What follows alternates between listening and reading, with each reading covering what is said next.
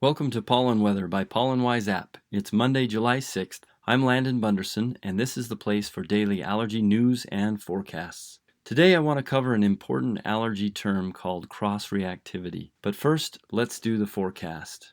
Looking at the forecasted high pollen levels today, we have only one very high pollen level forecasted. That's in eastern Texas. For the rest of you, high levels in the west and moderate levels in the east. Looking great today. Mold highs are not quite as good, with very high levels forecasted in Dallas-Fort Worth and across the west. Rain throughout the south is going to suppress pollen and mold levels, and that potentially includes the East Texas very high pollen prediction. For air quality, Salt Lake City, Denver up to Cheyenne, Southern California, and Southern Nevada are experiencing some poor conditions. Great Lakes states continue to worsen, and New Jersey also has poor air. Temperatures are going to be hot for most of you, just a regular summer day. Okay, let's talk cross-reactivity. When I decided that I wanted to get a PhD in airborne allergens, the professor I was going to work for asked me in the interview if I was allergic to the pollen that I was about to spend 4 years studying. Even though I have terrible allergies, I said no right away. I said no because I had read a little bit about allergies, and one of the things I had read was that it often takes up to 3 years to develop an allergy to a newly introduced allergen.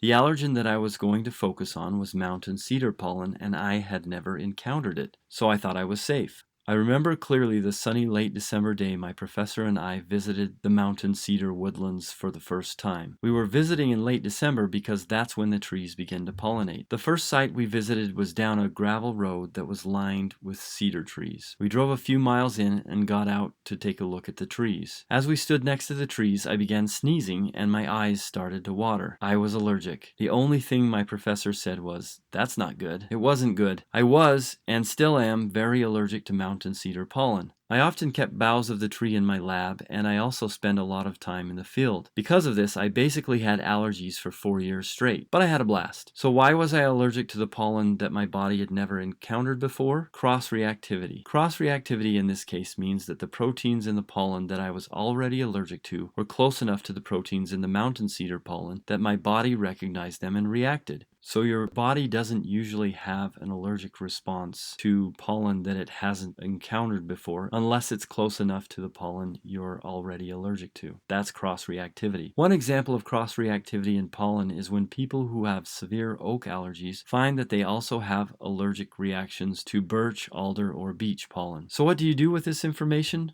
First, if you think you're going to move away from your allergies, do your homework. Make sure cross-reactivity doesn't ruin your plans. Second, if you get a skin test from an allergist that says you are allergic to a long list of things, it doesn't necessarily mean that everything on that long list is causing your allergy symptoms. For example, if your test says you're allergic to oak and beech, it doesn't necessarily mean that your seasonal allergies are caused by both the oak and beech.